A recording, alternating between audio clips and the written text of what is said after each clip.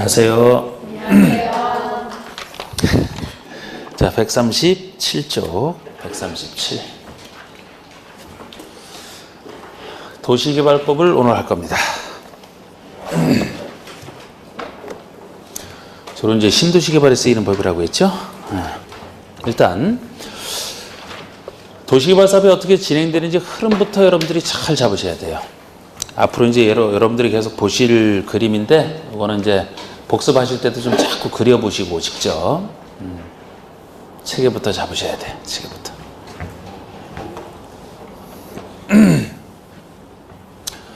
자, 도시개발 사업이 어떻게 진행되는지.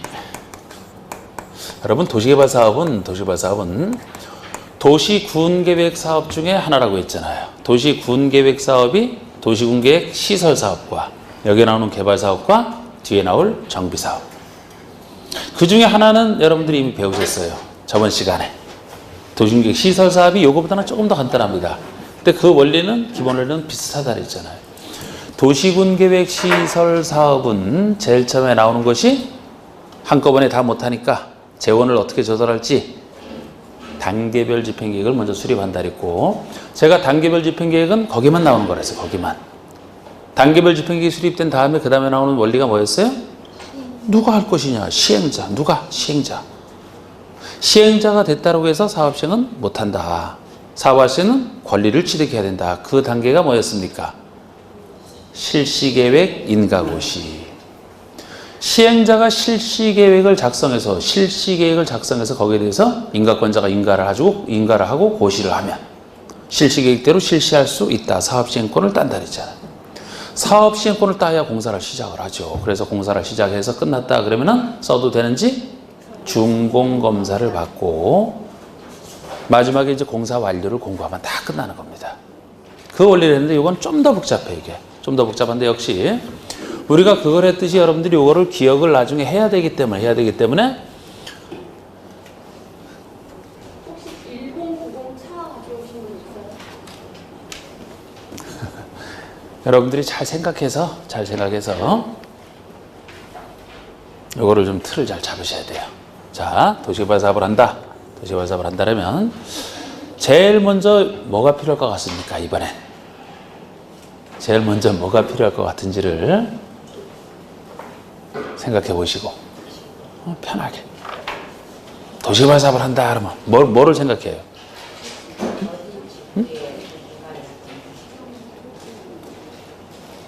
막 생각 안 하고 막 머리가 그죠? 복잡하지 그냥.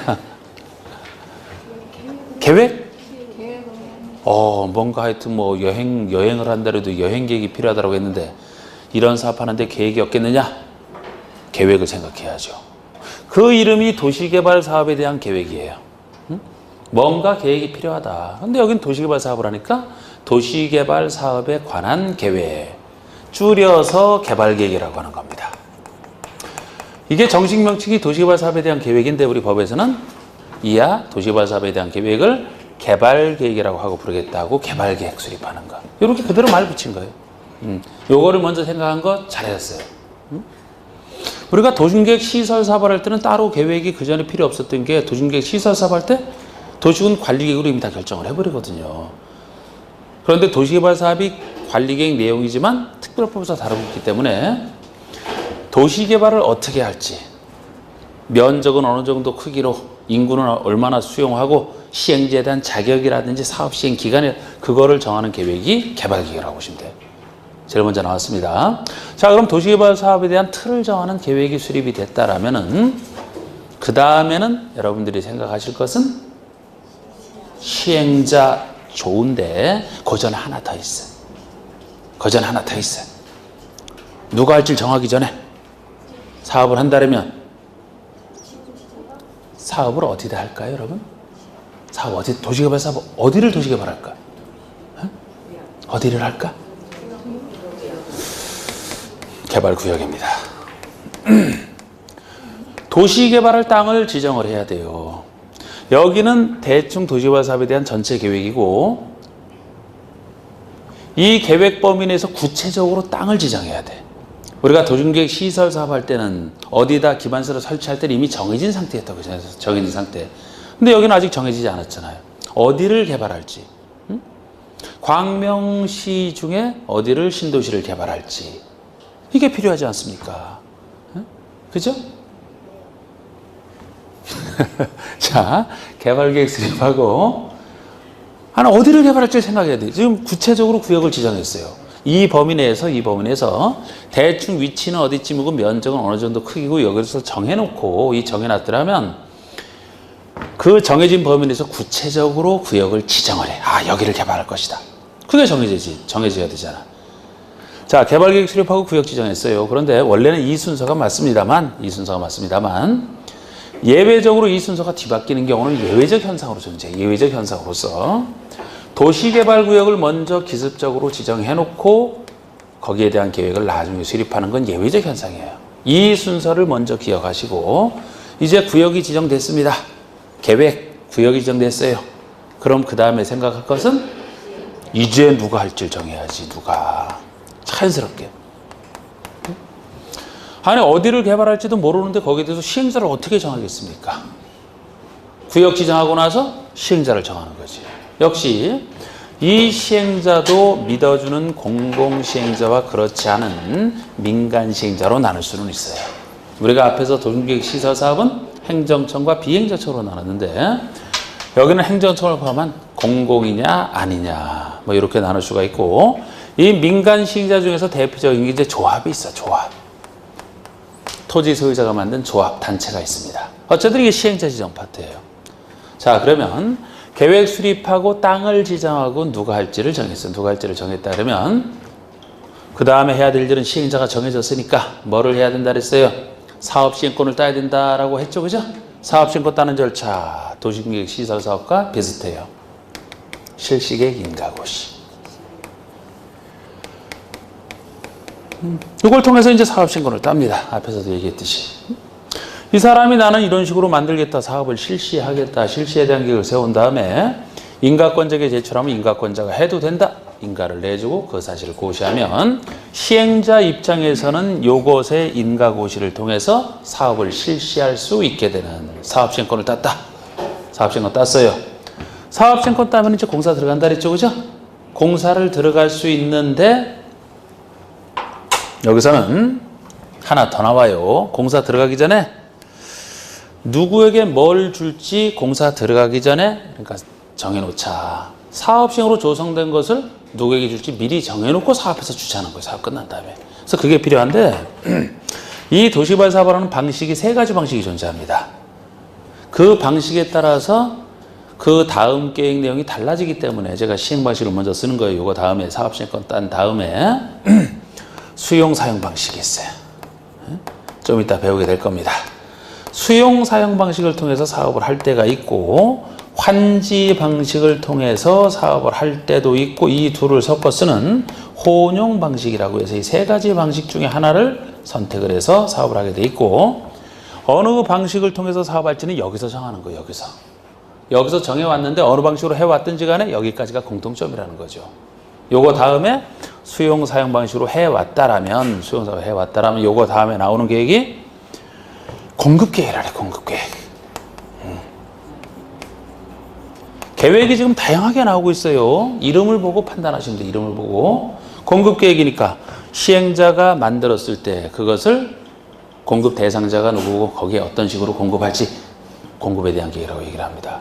이걸 해놓고 나서 제가 이게 공사 표시라고 했죠. 그죠? 이제 공사 들어가는 거예요. 공사 끝나고 나면은 준공검사 받고 공사 완료 공고하고 이 안에 다 포함을 시켜놨어요. 여기는 그쪽보다 더 내용이 많아서 요 안에 공사 끝나면 준공검사 공사 완료 공고한다. 이건 당연히 들어가 있다고 보세요. 환지 방식으로 해왔다라면 누구에게 뭘 줄지를 환지 계획이라 합니다. 환지 계획. 환지로 조성된 땅을 누구에게 줄지 이게 환지계획이라고 얘기를 해요. 그래서 환지계획 인가고시를 받고 나서 역시 공사를 시작해서 공사가 끝났다 그러면은 준공검사 공사 완료 공고 후에 완전히 이제 완성이 됐으니까 줄 사람에게 주는 절차를 해야 돼. 그것을 환지 처분이라고 얘기를 합니다. 환지 처분. 환지 방식으로 했을 때는 이제 환지 계획 때문에 공사 끝나고 환지 처분이라는 절차를 따로 하기 때문에 여기는 안 써놓고 여기에 써놓은 거예요. 처분한다는 게 누구에게 처분한다, 준다는 얘기거든요. 여기서 정하고 있는 환지를 그대로 줄 사람에게 주는 것을 환지 처분한다라고 얘기해요. 그런데 여기서 요 공사 기간이 장기간일 때 요 중간에 환지 예정지라는 게 들어갈 수가 있어요. 임의적이다. 제가 이렇게 써놨습니다. 지금 여기 나온 절차들은 도시개발 사업을 하기 위해서는 다 거쳐야만 되는 절차예요. 다 거쳐야만 되는 절차입니다.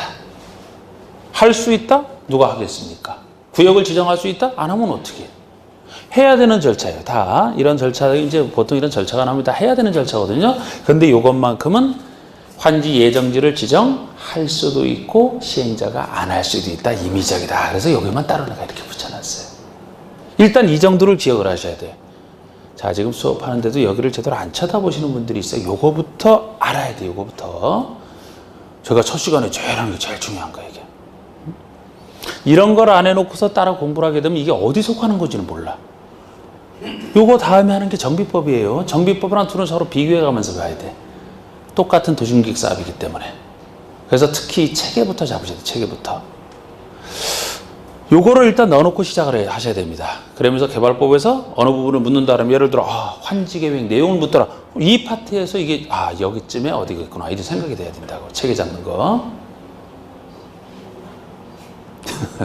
참 요거 처음 보겠지만 우리 책에 그거랑도 다르잖아. 책도 제가 썼습니다만 요렇게 다 어떻게 그릴 수가 없어서 그냥 거기 나름대로 이렇게 좀 더 편하게 그리는 거예요. 여러분들은 책에 있는 것보다 요거로 기억을 하셔야 돼요. 요거로. 너무 심각할 필요는 없고 뭐 요 정도 좀 파악을 할 것 같아요? 눈만 깜빡깜빡? 파악을 할 것 같아요. 네. 기억을 하셔야 돼. 오늘 또 그러네. 또 기억을 하셔야 돼. 그래도 그냥 가만 파악할 것 같아요? 가만. 지금처럼 대답을 해야지. 책이 더 어려워요? 좋지 뭐 그럼 더. 하여튼 제가 시키는 대로 잘 따라오셔갖고 공법을 잘해야 돼요. 오늘 좀 목소리가 제가 어떤가요? 좀 작아요? 기운이 없어 보여? 기운이 없는 건 아닌데 지금 목이 약간 좀 정상이 아닌 것 같아. 노래를 하도 많이 해서. 아마 다음 주까지도 그러지 않을까 싶어요. 왜 요새 강의 애들 노래를 하고 다니느냐? 목소리 약간 잠겨 있잖아. 요새 합격자 모임이 많잖아요. 여기는 제가 지금 처음에 여기 왔기 때문에 이제 저는 뭐 여기 뭐 모임 한 달에서 못 가지. 제가 가르칠 사람이 아니라. 근데 다른 데는 지금 한창. 지금 벌써 제가 저번 주 수요일 날 발표가 났나요? 수요일 날? 네. 3번 갔다 왔어 벌써 3번. 3번 갔다 와서 3번. 아직도 2군데 남았어 2군데. 그 중에 한 군데는 이제 다음 주 일요일 날. 일요일 날이니까 또 일요일 날 또 전 밤에까지 있다 오면 또 여기 오면 또 목소리가 이럴 거 아니에요. 그냥. 다음 주까지.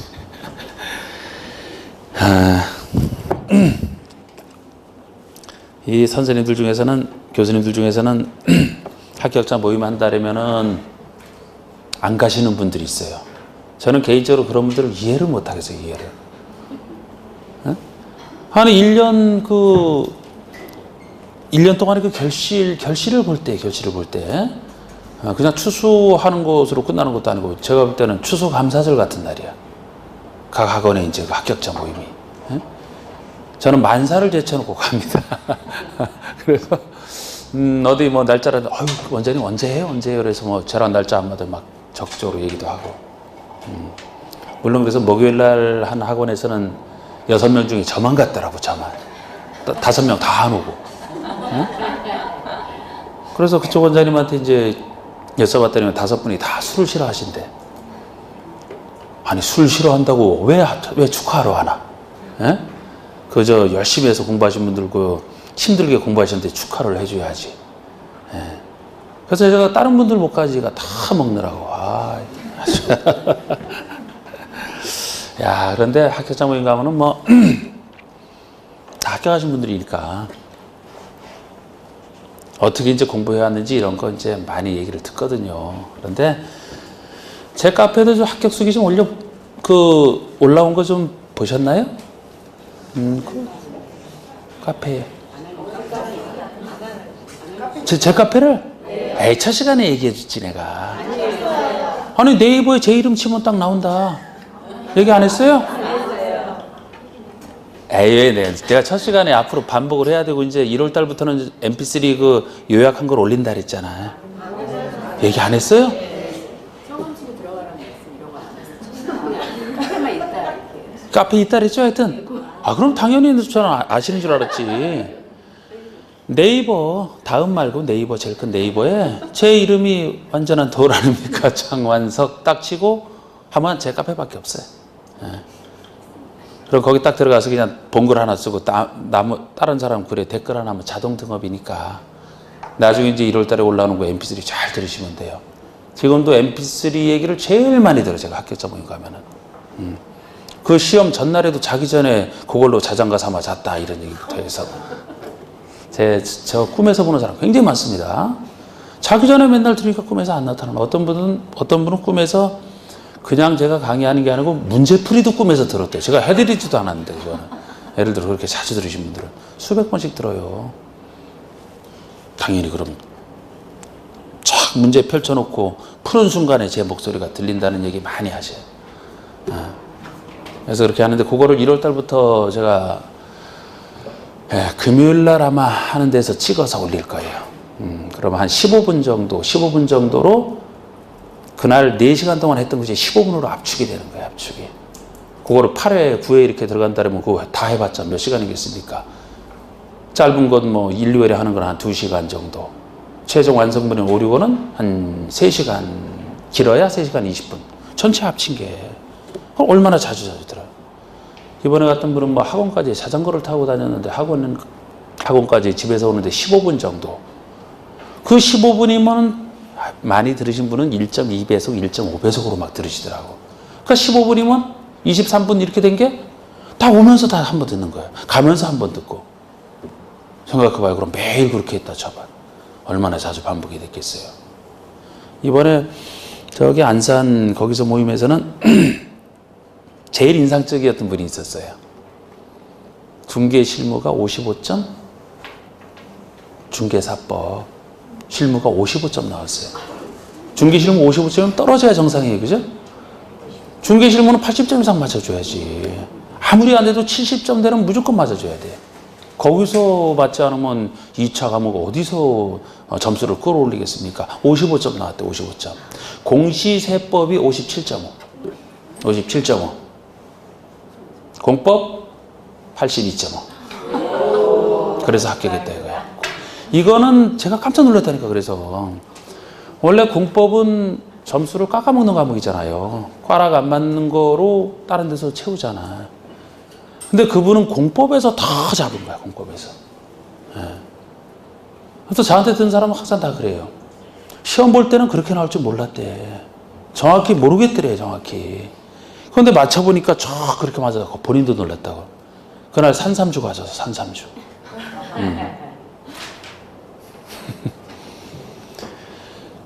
당근 술이라 뭐 좋아서 먹었지만 그 알코올 도수는 일반 술보다 훨씬 높아요. 산삼주. 근데 뭐 좋지. 하여튼 그러셨더라고. 그런 분 아주 인상적이었어요. 또 한 분은 90점 맞으신 분이 있어. 아, 근데 제가 올해 최고 득점 같아. 90점. 여러분 올해 시험이 특히 어려웠다는 거 아시죠? 네. 작년보다 출원자 수는 원서 출원한 사람은 몇몇 명이 더 늘었는데 합격생은 7,000명이 줄었다고 오히려. 공법 쫙. 그 90점 맞았다 그래서 제가 그분한테는 뭐라 그랬어요. 왜 그렇게 했냐고. 적당히 해야지. 너무 과한 힘을 쏟은 거예요, 그거는. 적당히 해야지. 하여튼 점수가 다 잘 나오신 것 같더라고, 다.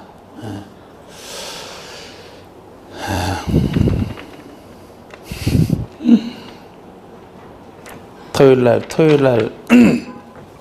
날 간 데는 350명이 모이는 합격생 350명. 양천 리더스 웨딩홀에서 딱 했는데요. 전국에서 모이는 거예요, 전국에서. 제일 의자 수가 그거밖에 안 돼. 작년에 250, 이번에 350을 싹 찼지요. 아이고, 제일 좋을 때, 그럴 때가. 예. 다른 교수님들 노래 한 곡씩 했는데 전 3곡이나 했어요.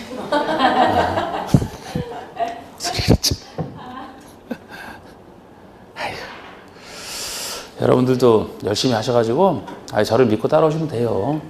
이번 시험 어려웠다고 하지만 제 스타일의 문제예요. 제 스타일의 문제 그게. 단순 암기로 못 푸는.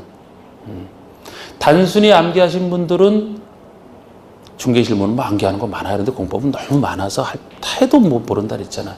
그리고 문제는 자꾸 꼬아서 내기 때문에 원리를 이해해야 돼요. 원리를. 틀을 잡고 원리를 잘 개념부터 정확하게 잡고 그걸 통해서 왜 그런지 항상 왜 그런지 생각을 하셔야 된다고. 그렇게 원리를 이해하게 되면은 단순하게 암기로 하신 분들은요, 문제 풀 때는 맞춘 것 같아. 내가 암기한 데서 나왔거든, 열심히 해서. 그래서 이거 답이다. 확신이 있다고. 그런데 가서 채점해 보면은 점수가 아니야. 함정을 못 피한 거지. 그래서 맞는다 생각했는데 채점하면 점수가 안 나와. 근데 제 스타일은 항상 내가 첫 시간에 얘기를 하는데 풀 때는 오히려 점수가 안 나올 것 같아요. 확신이 안 들어. 그런데 맞춰보면 확 올라가. 제 스타일의 강의 그게. 그래서 막 모의고사 막 풀고 그럴 때 보면은 모의고사 올 때 막 점수가 안 나오게 돼요. 그런데 뒤로 갈수록 실전에서 더 잘 나오는 게 제 강의 스타일이에요. 근데 그렇게 해야지만 요새는 대비가 돼요. 뭐 마지막에 웃으면 되지 뭐. 그래서 저는 어떤 세부적인 것보다 하여튼 이런 거 제가 원리를 잡고 중요시 하는데, 그래서 요거부터 잡으셔야 되고, 요거 다시 한번 해드릴까요, 요거? 예, 해달라고 해요. 이걸 외워야 된다니까. 근데 외워야 되는데 두음자 따서 외우는 게 아니고 자연스럽게 사업의 흐름을 이해를 하셔야 된다고. 다 이유가 있어서 이렇게 됐으니까. 자, 다시 한번 들어갑니다. 당연히 어디를 도시개발 사업을 하겠다라고 하면은 거기에 대한 계획이 필요한 건 먼저 생각을 하셔야 돼요. 그래서 그 이름이 단순히 도시개발 사업이기 때문에 이름도 그대로 붙였잖아. 개발에 대한 계획이다. 개발 계획이라고 얘기하는 겁니다. 그럼 여기서 사업의 틀을 잡았으면 그 다음엔 당연히 어디를 개발할지 구체적으로 땅을 지정해야 되잖아요. 어떻게 여러분 땅 지정이 전체적인 계획 앞에 올 수가 있습니까? 여기서 땅에 대한 것도 대충 정해놓으면 구체화시킨 게 이거거든요. 그래서 개발 계획 다음에 개발 구역이 지정이 되는데, 예외적으로 이렇게 순서가 뒤바뀌는 경우는 있는데 이것도 제가 나중에 다 왜 그런지 다 이해를 시켜드린다면 일단 이 순서를 기억하시고, 땅이 지정이 돼야 누가 할지를 정할 수 있죠. 어디를 개발할지를 정하지 않고 나서 어떻게 사람을 정합니까? 어디를 개발하겠다 딱 정해놓으면 거기에 대해서 시행자가 지정이 됐으면 사업 시행권을 따야 된다. 그래서 실시계획, 인가공시. 사업 실시에 대한 계획이잖아. 실시에 대한 계획. 이게 그 전에 나올 수가 없죠, 여러분. 시행자가 되기도 누가 할지도 정해주기 전에 실시에 대한 계획이 어떻게 나와? 실사 사람이 정해져야 실시계획을 세우죠. 사업시행권 땄습니다. 따면은 다른 것처럼 공사를 시작해야 되는데, 요 큰 사업인 도시개발 사업에서는 공사 들어가고 나서 사업을 하다가 이거 마음에 드는 누구 주고 그런 게 어디 있어요? 미리 계획 세워놓고 동사 들어가야지. 그래서 이건 사업 시행권을 따는 계획이고, 이것은 나중에 조성되는 땅 등을 누구에게 줄지에 대한 계획이에요. 사업 시행권도 따기 전에, 사업 시행권을 따기 전이라면 공사를 할지도 안 할지도 모르는데 뭐 김칫국을 먼저 마실 수 없듯이 누구에게 뭘 줄지를 정해야 되지 않겠습니까? 이거 전에 이게 나올 수가 없어요. 사업 시행권 따고 나서 공사하는 걸 전제로 해서 누구에게 뭘 줄지를 정하고, 그 계획이 여기는 공급 계획이고 환지라는 말을 했을 뿐이에요. 그러고 나서 공사를 구체적으로 시행해서 끝났다면 준공업사 공사완료 공고 후에 여기는 별도로 환지 처분을 따로 하는 절차가 있습니다. 그래서 공사 끝난 다음에 이걸 써놨고 요 중간에 예정지가 들어갈 수 있다. 혼용을 섞어 쓰는 것이니까. 자, 이 틀을 먼저 기억을 하셔야 되고, 기본적으로 이 어느 방식을 쓸지는 원래는 이제 법 조문상으로는 좀 중간쯤에 시행자 파트에 이렇게 나옵니다만, 우리는 공사 들어가기 전에 이 어느 방식 쓰는지 요 느낌을 잡아두셔야 돼. 이 느낌을 잡아두셔야 돼. 자, 요 말 들어보셨어요? 수용사용? 지금까지 살면서 수용사용 들어보셨어요? 안 들어보셨어요? 수용이라는 말은 들어봤어요? 땅을 수용해서. 땅을 수용할 때. 뭐 수용 당하는 사람은 뭐를 받아요? 보상금 받고. 자, 봅시다. 자, 이게 도시개발 구역이라고 칩시다. 도시개발 구역이라면 이곳에 이제 땅 가진 사람들이 있을 거 아닙니까? 뭐 기존에 땅 가진 사람들이 있을 때 요거를 수용 사용 방식으로 한다는 얘기는 말 그대로 대충 여러분들이 생각하는 그 뜻 그대로 생각하시면 돼요. 수용은 이 사람들의 소유권을 시행자가 보상금 주고 수용한다는 얘기는 소유권을 가져온다는 얘기야. 아니 여기다 사업을 하려면 이 땅에 대한 처분권이 있어야 되죠? 이 사람들이 그대로 소유권을 가지고 있는 상태에서는 남의 땅인데 어떻게 여기다 사업을 합니까? 그러니까 시행자가 사업을 하기 위해서는 이 땅을 시행자 소유로 만드는 게 필요해요. 그게 수용 절차야. 소유권을 가져오는 게 수용이고 수용 또는 사용 이렇게 얘기하는데 사용은 말 그대로 소유권은 이 사람들에게 그대로 인정하는 상태에서 사용권만 가져오는 걸 얘기합니다. 그래서 시행자 마음이에요. 이 방식으로 하게 되면 수용할 수도 있고 사용할 수도 있는데 대부분은 이제 편하게 이렇게 하죠. 사용을 하게 되면 또 계속 또 사용되고 그래야 되는데 수용 또는 사용자는 주로 이걸로 생각해서 하시면 돼. 그러면은 수용을 통해서 시행자가 여기에 대한 소유권을 취득을 해서 소유권을 취득한 상태에서 목적에 된 대로 도시개발소를 싹 해서 완성된 것을 공급계획에 따라 공급할 사람에게 주는 이게 수용 사용 방식이에요. 일단 요 말. 그럼 환지 방식은 뭐냐? 환지 방식이라는 것은 요게 교환할 환자예요. 교환할 환자. 요거는 땅지자. 그럼 말 그대로 해석을 하면 땅을 교환한다. 동사 목적으로 보면 땅을 교환한다고 아니면 형용사 명사라고 보면 교환해주는 땅 이렇게도 쓸 수도 있어요. 결국 땅과 땅을 교환해준다 보시면 돼요. 아까 이 방식에서는 시행자가 보상금 주고 자기가 소유권을 취득을 해서 공사해서 주는 거. 그럼 여기라면은 환지로 하게 되면 시행자가 소유권을 취득하는 게 아니에요. 그런데 어떻게 사업을 할 수 있느냐? 여기 땅 가진 사람들의 땅을 이 사람들이 보상금 받고 나가는 게 아니고 자기 땅을 사업을 해서 제공을 하는 거예요. 제공을. 그 대신 종전의 땅을 제공을 하고 사업 시행으로 만들어진 땅을 종전의 땅에 교환해서 받는 게 환지예요. 땅과 땅을 교환한다 보시면 돼요. 그럼 환지 방식으로 한다면 혹시 시골에서 자라신 분들이라면 우리 공법은 가만히 보면 시골에서 자라신 분들이 유리한 것 같아. 보는 게 많아서. 환지로 어떻게 사업하는 거 혹시 도시개발 사업은 아닌데 혹시 시골에서 못 보셨나 그런 거? 특히 70년대에 그런 거 많이 했을 텐데. 논을. 시골에서 자라신 분 거의 없죠 여기? 그 논이 막 그저 꾸불꾸불한 막 이런 논두렁 이런 된 논이었어요. 반듯반듯했어요. 반듯반듯했어요 이렇게? 바둑반처럼? 환지로 했다는 거야 그럼 이게. 옛날엔 다 꾸불꾸불하지 않았겠습니까? 산이 막 이렇게 논이 돼 있을 거 아니야. 이게 환지야 환지. 그럼 여기서 이 땅을 제공받아서 이 땅에 대해서 시행자가 사업을 쫙 해서 반듯반듯하게 만들어 놓은 상태에서 예를 들어 이 땅을 가지고 있는 사람에게는 비슷한 땅, 이 땅을 반듯반듯한 걸 주고 이 땅에 대해서는 뭐 요거를 준다라든지 종전의 땅에 대해서 새로운 경지 정리된 땅으로 바꿔주는 게 환지예요. 그리고 나서 이제 뭐 모자라고 남는 부분은 이제 현금으로 청산하는 것이. 이게 환지 방식입니다. 땅과 땅을 바꿔주는 게 환지 이름을 분석하시면 돼요. 자 그러면 보통 여러분들이 신도시를 어디를 개발한다 그러면은 이 방식을 쓸 것 같아요? 이 방식을 쓸 것 같아요?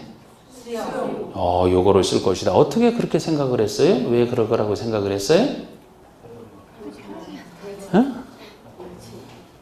땅은 여보 수용해서 이렇게 뭐 수용당한 사람 얘기를 들어봐서 그래요? 자, 요새 신도시 개발에서 여러분들이 관심 있는 신도시는 뭐 다른 목적으로 신도시 개발하는 게 아니고 주로 아파트 지어서 공급하는 거에 관심이 있잖아. 그럼 그 아파트에 들어가는 사람들이 그곳에 처음부터 사업하기 전에 땅을 가졌던 사람이 그 아파트를 받아 들어갈 것 같아요? 아니면은 거기랑 상관없는 사람들이 거기 아파트 받아 들어가는 것 같아요? 이 방식으로 했다는 얘기야. 수용사업 방식으로. 지금 이 방식에서는 여기 있는 사람들이 사업에 참여할 사람들이 아니에요. 아까 누가 취득한다 그랬어요? 수용을 통해서. 시행자가 취득해요. 시행자가 취득하는 순간에 이 사람들은 보상받고 다 나가는 거야.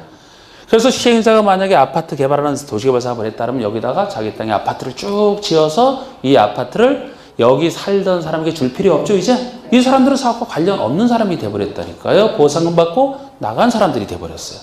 관련 없어, 이제. 그러니까 시행자가 아파트를 지어서 누구든지 여기 있던 사람이었든지 없던 사람들이 상관없이 자기 있는 사람에게 이 아파트 받을 사람. 나도 받겠습니다. 나도 받겠습니다. 그럼 그들 중에서 이제 공급해 주는 게 수용사용 방식이라고. 그래서 보통 우리가 신도시를 개발한다면 여기 광명도 마찬가지로 여기서도 개발했을 때 그곳에 사는 사람들만이 그곳에 계속 머무르는 게 아니에요. 다른 데 외부 있는 사람들이 거기서 아파트 살 사람들이 들어와서 산 거라고요. 왜 샀느냐? 시행자가 취득해서 그 사람들이 공급한 거잖아. 애초에 환지라면은 외부 사람들이 받을 수가 없어요. 조성된 땅은 누가 받는다고요? 종전의 땅을 가지고 있다가 제공한 사람이. 땅 대 땅 교환이니까. 외부 사람이 받을 수가 없죠? 여기 있는 사람들이 사업에 참여해서 바로 그 대가로 환지를 받는 거예요. 그래서 도시개발 사업이 크게 두 가지 방식입니다. 처음 듣는 얘기가 되겠습니다만 어느 정도 좀 어떤 방식인지 감의 차이가 와요? 자, 그러면 제대로 이해를 했는지. 상대적으로 도시개발 사업 중에서도 상대적으로 큰 사업에 적합한 방식이 어느 방식이겠어요? 오, 제대로 이해했어요. 제대로 이해했어요. 여기 있는 사람에게 준다 그러면은 대형으로 할 수가 없어, 대형으로. 개발되기 전에 여기 땅 가진 사람들 몇 명 있다고 그 사람에게 주면은. 보통 큰 사업에 적합한 게 이것이라 우리 수도권에서 하는 그 대부분의 그 도시개발 사업은 사실 이 방식으로 하는 게 보통이에요. 상대적으로 작은 사업에 적합한 것이 환지예요. 수용으로 하게 되면은 여기 있는 사람들이 받는 게 아니고 외부 사람들이 쭉 받는 것이고요. 환지로 하게 되면 외부 사람들이 받는 게 아니고 여기에 땅 제공한 사람이 받기 때문에 받는 사람이 한정돼 있을 수밖에 없어요. 작은 사업에 적합한 겁니다. 자, 큰 사업에는 이게 적합하고 환지가 작은 사업에 적합하다. 이런 느낌을 나중에 쓸 것이고 돈은 어디가 많이 들어가요, 여러분? 사업비가. 오, 여기도. 제곱미터당 도시개발 사업 사업비는 똑같다고 칩시다. 사업비 자체는 똑같다고 쳐도 여기는 추가로 뭐가 들어가냐면 수용 보상금이 막대하게 들어가기 때문에 이게 큰 사업에 적합하면서 돈이 많이 들어가요. 이게 수용 사용 방식의 특징이야. 그래서 여기 시행자를 나눌 때도 제가 시행자를 공공과 민간으로 나눠본다라고 했는데 이렇게 나누는 이유가 믿어주는 공공시행자라면 아무 상관없는데 민간시행자는 좀 믿을 수가 없기 때문에 환지가 아니고 수용 사용 방식으로 할 때 주로 민간시행자가 차별을 받아요. 차별받기 때문에 여기서 나누는 것은 여기서 주로 필요하기 때문에 환지에서는 주로 민간인이 시행자가 돼요. 여기는 주로 민간인이 시행자가 된다고. 여기 조합이 있죠, 조합? 이 조합이 그곳에 있는 토지 소유자가 만든 단체를 여기서는 조합, 도시개발 조합이라고 하거든요.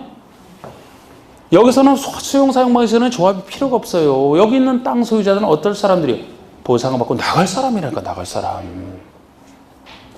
나갈 사람들의 단체가 여기서 뭐 필요해? 근데 환지로 하게 되면 여기 있는 사람들이 나가지 않고 사업에 자기 땅을 갖고 참여한다 그랬죠? 참여하기 때문에 이 사람들이 만든 단체인 조합이 시행자가 되는 게 원칙이에요. 당신들이 스스로 하는 게 좋지 않느냐, 성격상. 물론 환지 방식에서도 예외적으로 공공이 될 수는 있어요.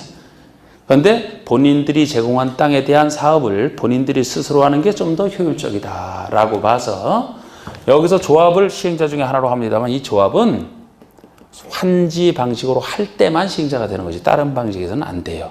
그래서 수용 사용에서는 공공과 민간이 다 시행자가 될 수 있다라고 하지만 민간 시행자는 여러 가지 차별을 받기 때문에 주로 이제 공공이 시행자가 되는 경우가 많다고. 그런데 환지에서는 역시 둘 다 될 수는 있지만 민간 당사자인 조합 아니면 조합을 결성하지 않아도 그곳에 있는 토지 소유자가 보통 하는 게 환지 방식이에요.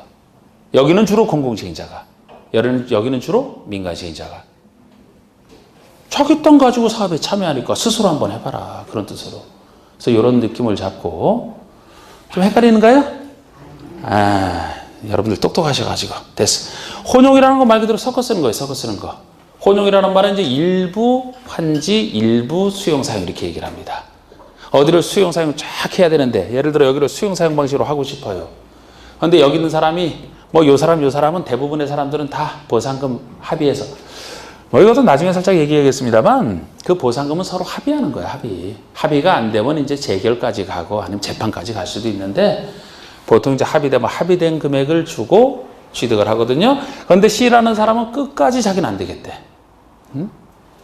끝까지 안 되면은 뭐 강제적 수용 절차로 갈 수도 있어요. 그런데 간다 그래도 이 법과 상관없이 사회적으로 여기서 아주 독하게 버티게 되면은 왜 그러잖아. 예? 강제적 절차를 할 수는 있지만 강제적 절차를 한다 해도 끝까지 버티는 사람이 있잖아. 막 실력 행사하는 그 장비 앞에 막 들어 누워가지고 그런 얘기 많이 있잖아요. 내 눈에 흙이 들어가기 전에 나는 고향으로 떠난다. 돈의 문제가 아니다. 사실 돈 많이 달라는 그 얘기인데 버티잖아. 뭐 강제로 뭐 인력 동원해서 그걸 할 수도 있지만 뭐 그런 또 막 기사나 그 골치 아파집니다. 도저히 여기는 안 되겠다. 그러면 당신은 환지로 해줄게. 하도 그렇게 버텨서 골치 아프니까 그럼 당신은 환지로 해줄게. 그럼 떠나지 말아라. 그럼 여기는 환지를 쓰면서 나머지를 수용 사용을 쓰게 돼요. 이게 혼용 방식이라고요. 혼용 방식. 예외적인 현상이지만. 그래서 먼저 혼용은 둘을 섞어 쓰는 것이라 요것과 요 방식이 어떤 것이고 그 기본적인 아까 그 차이점을 먼저 생각을 해 두셔야 다른 거 이제 할 때 이해가 좀 될 겁니다. 봅시다. 이제 들어가면서 이렇게 체계를 잘 잡았고요. 여기 나오는 이제 용어 위주로 제가 그래야지 나중에 할 수가 있기 때문에 한번 보세요. 자, 138쪽 보시면 용어 정의가 나옵니다. 근데 용어는 아주 간단하게 나와 있어요. 내용 중에서 용어를 찾아야 돼 이제. 하여튼 일단 용어를 보시면 먼저 2번에 1번 도시개발구역 뜻이 나와 있죠. 도시개발구역이라면 도시개발 사업을 시행하기 위해서 도시개발법에 따라 지정고시된 구역을 말한다. 볼 것도 없는 거 아닙니까? 도시개발 사업을 하려고 지정된 땅이 말 그대로 도시개발 구역이에요. 그 아래 도시개발 사업은 그럼 무슨 말이냐? 도시개발 구역 안에서 하는 사업을 얘기하죠. 구역 밖에서는 못해. 그래서 도시개발 구역 안에서 주거, 상업, 산업, 유통, 정보통신 등 여러 가지 단지나 시가지를 조성하기 위해서 하는 사업을 말한다. 어디서 하는 사업이요? 도시개발 구역에서 하는 각종 단지나 시가지를 조성하는 사업을 말합니다. 그래서 뭐 큰 사업일 수도 있고 작은 사업일 수도 있고 이걸 다 구역 안에서 하는 각종 사업을 도시개발 사업이라고 해요. 그리고 동그라미 3번은 국토의 계획 및 이용에 관한 법률에서 사용하는 용어는 이 법, 도시개발법으로 특별히 정하는 경우 외에는 이 법에서 그 법을 적용한다. 우리 배웠던 국계법이랑 지금 배우는 도시개발법의 관계는 도시개발 사업에 있어서는 도시개발법이 특별법이에요. 그러니까 도시개발법에 나와 있는 규정이 먼저 적용이 되고 여기서 규정한 거 있으면 이 규정을 쓰고 여기서 규정이 없을 때 국계법 용어를 쓰겠다는 얘기입니다. 우선순위에 대한 얘기고. 자, 이제 그 옆에 시행 방식이 나와 있는데 살짝 한번 구별해 볼까요? 우리 일본의 환지 방식으로 한다라는 것은 어느 때 어느 방식을 주로 택하느냐 그걸 구별하는 얘기인데 환지 방식으로 사업할 때가 두 가지 경우가 나와 있어요. 1번 대지로서의 효용 증진과 공공시설의 정비를 위하여 토지의 교환, 분합, 기타 구획 변경, 지목 또는 형질 변경이나 공공시설의 설치 변경이 필요한 경우. 역시 처음 읽어보는 말이라 이게 무슨 말인가 싶지만 제가 상대적으로 좀 작은 사업에 쓰는 것이 환지. 지금 작은 사업을 얘기하는 거예요. 토지의 교환이 필요하다. 교환 자체가 환지거든요. 수용당하는 게 아니고 토지를 교환하는, 아니면 분필, 합필, 분합. 구획 변경을 위해서 지목이나 형질 변경이 필요하다. 얼마나 작은 사업들이에요, 이게. 여러분들이 상상하는 도시개발 사업과는 거리가 크죠, 이게. 작은 방식이에요. 뭐 공공시설의 설치 변경이 필요하다. 공공시설, 기반시설에서 공공성격 있는 공공시설 설치가 필요할 경우. 예를 들어 공공시설을 어느 곳에 설치해야 되는데 그 설치하려면 원래 그 땅을 보상금 주고 수용해서 설치하는 경우도 있지만 그 땅을 사업을 위한 땅으로 제공을 받고 거기다 지으면서 다른 땅을 원래 소유자에게 환지로 주는 그럼 편하게 할 수도 있죠. 작은 사업을 얘기하는 거라니까 이게. 두 번째, 도시개발 사업을 시행하는 지역의 지가가 그곳의 지가가 인근의 다른 지역에 비해서 현저히 높아 수용 사용으로 시행하는 것이 어려운 경우 아예 이건 뭐 대놓고 이렇게 써놓은 겁니다 이게. 자, 우리 어느 곳을 원래는 수용 사용 방식으로 하려고 했는데 수용 사용 방식으로 하는 게 어렵다는 거예요. 왜 어렵냐? 그곳의 지가가 다른 곳보다 훨씬 비싸다는 거예요. 도시개발 사업을 하려는 곳의 지가가 땅값이 인근보다 훨씬 비싸다면 왜 수용 사용 방식이 어려워요? 보상금이 너무 많이 들어서. 법적으로 어렵다는 얘기는 사실 못한다는 걸로 제가 해석을 하시라고 했잖아. 결국 땅값이 너무 비싸서 돈이 너무 많이 들어서 수용 사용 방식이 어렵다 못한다는 얘기니까 환지를 유도해서 환지로 할 수 있다 그런 얘기예요. 환지를 택하는 경우.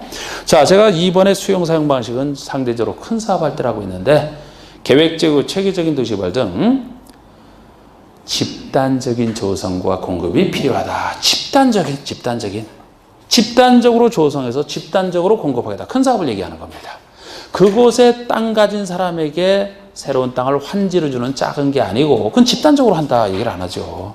집단적으로 조성을 해서 거기 있는 사람뿐만 아니고 일반인에게 집단적으로 공급하는 그런 뜻으로 보시면 돼요. 이게 수용사업 방식 택할 때고 그 아래 혼용 방식은 도시개발구역으로 지정하고자 하는 지역이 부분적으로 위 1, 2에 해당하는 경우 부분적으로 위 1, 2니까 일부는 수용사용 방식을 일부는 환지 방식을 쓰는 것을 혼용 방식이라고 합니다. 자, 일단 본 내용 들어가기 전에 다시 한번 여기 보시면은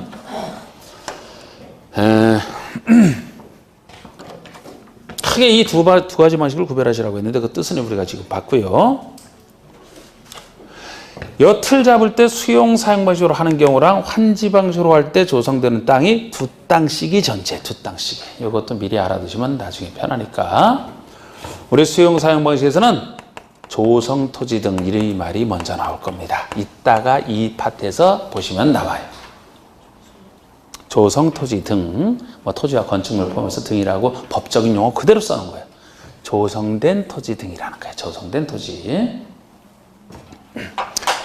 여러분, 아까 환지에서는 여기 참여한 사람들이 새 땅을 받는다 그랬습니다. 수용 사용 방식은 시행자가 취득을 해서 공급하기 때문에 이곳에 있는 사람만이 받는 게 아니고 이곳에 있었던 사람이든 다른 데 있었던 사람이든 상관없이 받는 거죠. 그러면은 일반인, 불특정 다수, 특정되지 않은 다수의 일반인에게 공급하는 것이 이 수용 사용 방식이에요. 수용 사용 방식. 그게 주로 조성토지예요. 조성토지. 도시개발 사업의 목적대로 조성한 땅을 얘기합니다. 목적대로 시행자가 조성한 땅. 말을 이렇게 붙였을 뿐이에요. 예를 들어 택지로 개발하는 게 도시개발 사업의 목적이라면 아파트 등을 택지를 조성해서 아파트 등을 지어서 공급하겠죠. 그러면 어떤 목적, 어떤 땅으로 조성해야 돼요? 아파트를 지을 수 있는 땅으로 조성해야지. 만약에 공장을 설치할 목적으로 신도시 개발 사업을 한다면, 공장이 주로 들어가는 신도시를 개발한다면 그 땅은 어느 목적으로 조성해야 돼요? 공장 지을 공장 용지로 조성해서 일반에게 공급해야지. 그러니까 수용 사용방에서 나오는 조성 토지가 그 애초에 도시개발 사업의 목적대로 조성한 땅을 얘기하는 겁니다. 이게 주로 일반에게 주는 거예요, 이게. 제가 수용 사용에서는 불특정 다수인에게 준다라고 했는데 일반에게 주는 보통 땅이 조성 토지. 그런데 어떤 땅이 나오느냐? 두 땅, 원형지라는 게 존재합니다. 원형지. 일단 그 틀 잡을 때만 이거 적어놓으시면 돼요. 나중에 이 개념들 뒤에서 다 제가 하니까. 자, 우리 원형지라는 말이 나오면 요 말을 그대로 분석하면 땅지자일 것이고 당연히 원형. 그 모습 그대로? 원래 모습 그대로? 원래의 형태를 유지한 땅이 원형지예요. 말 그대로. 원래의 형태를 유지한 땅. 조성토지에 반대지 않습니까? 원래 모습 그대로 있는 게 원형지야. 조성토지라면 이 원래 모습 그대로를 바꾼 걸 얘기하잖아. 도시개발 목적대로 조성한 땅을 얘기하잖아. 그러니까 조성토지가 있고 조성토지 반대가 원형지예요.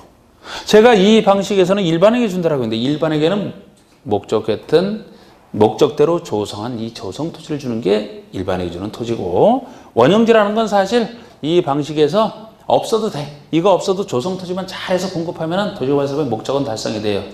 처음에는 조성 토지만 있었어요.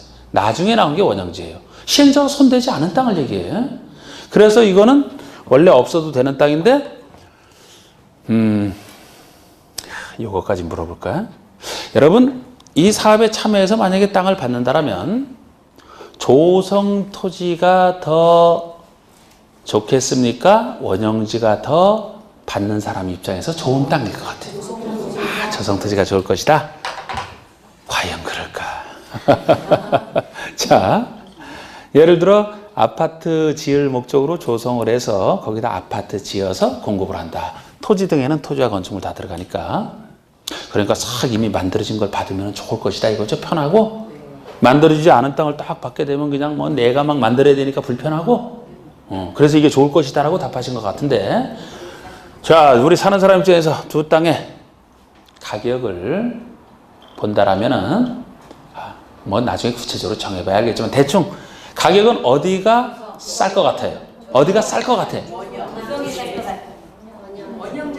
원형지가 싸지. 자, 보석을 가공하기 전에 원래 그 보석이 있어요. 가공하기 전에. 가공한 보석이랑 가공 전의 보석이랑 어디가 비싸요? 가공된 보석이 훨씬 비싸지. 야, 다이아몬드 원석, 아유, 그 가공 후의 값이 훨씬 비싸죠. 가공하는데 얼마나 힘든데. 에? 다이아몬드 가공하는 거.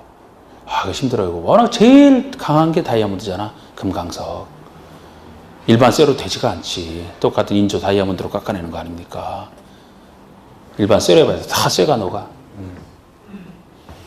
이게 훨씬 비싸고 이게 싸요. 이거는 말 그대로 조성 토지니까 자기가 일단 시행자가 취득할 때 수용보상금 당연히 들어가고 거기다가 조성비가 들어간단 말이에요. 조성비가. 이거는 조성하지 않은 상태죠. 조성비를 양심상 넣을 수가 없죠. 여기다가. 이게 훨씬 싸.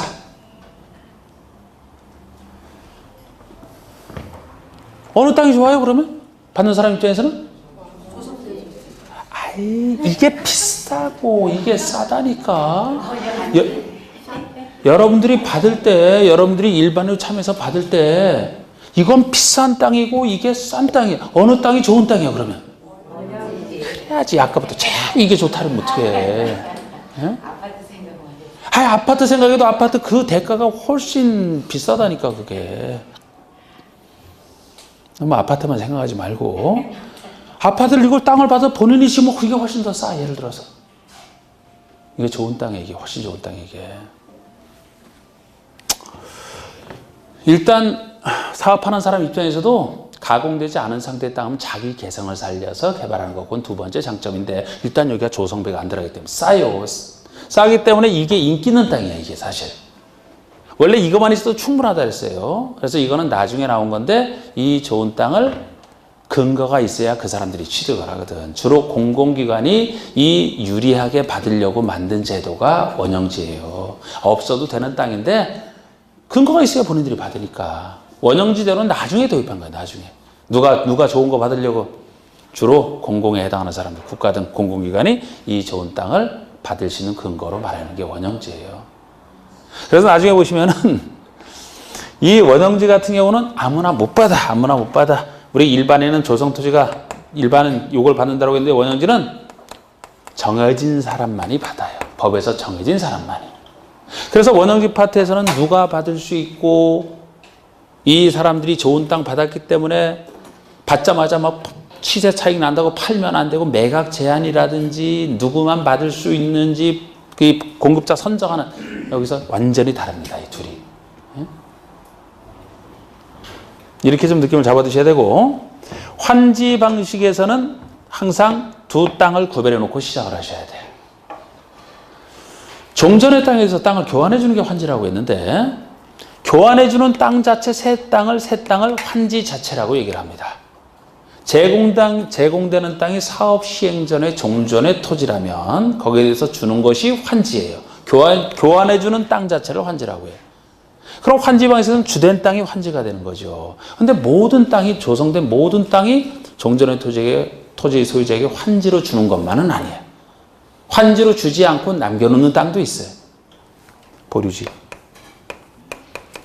교환해주는 땅, 보류지면은 보류인데, 보류된 땅.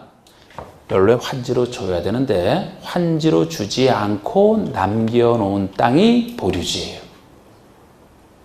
환지로 정해지면 정전의 토지소유에게 줄 땅, 시행자 입장에서 줄 땅. 보류지라는 것은 남겨놓은 땅이니까 주지 않고 남겨놓은 땅. 환지 반대가 보류지가 되지. 이렇게 틀을 잡고 시작을 하셔야 된다고. 각각 이게 이제 주된 땅들이죠. 아, 이게 대충 어떤 땅을 왜 남겨놓는지 궁금하시다고요? 궁금해 하셔야 돼. 그런 걸 자꾸. 좀 그래야 돼. 예를 들어서 도시개발 사업을 하는데 환지로 하게 되면은 우리 마을회관이 필요하다. 그럼 마을회관 지을 땅은 따로 남겨놔야 되겠죠? 마을회관 지을 땅을 특정 개인에게 환지로 주게 되면 마을회관 어디다 짓나?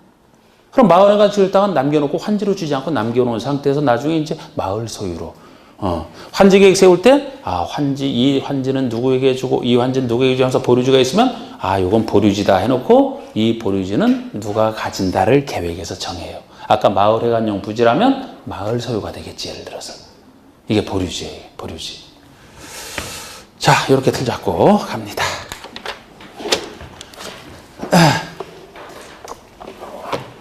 자, 이제 140쪽부터 용어 나오는 대로, 그래도 요건 말씀드려야지, 이제. 다른 세부적인 내용은 아니도 왜 이렇게 예외가 존재하는지, 왜 이렇게 예외가 존재하는지.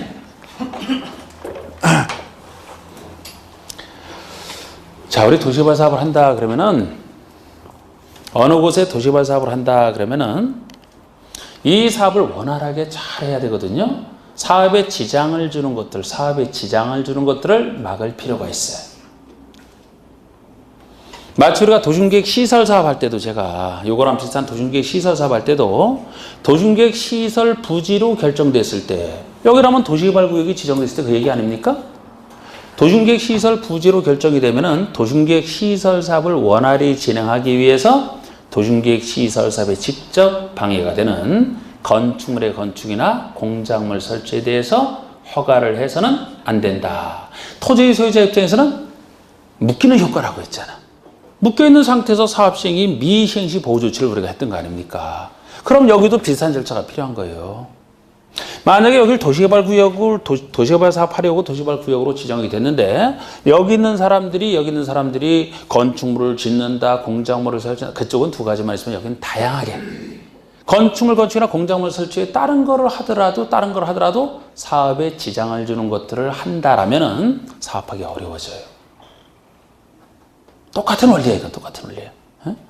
만약에 여기 사업할 때 우리 개발계획을 통해서 어느 정도 비용 다 분석하고 있을 거 아닙니까? 그런데 여기서 전혀 통제를 안 하게 되면 이 사람들이 건물 지으면 건물에 대한 보상비 쫙 들어가고 형질 변경이 돼도 여기서는 다 통제해요.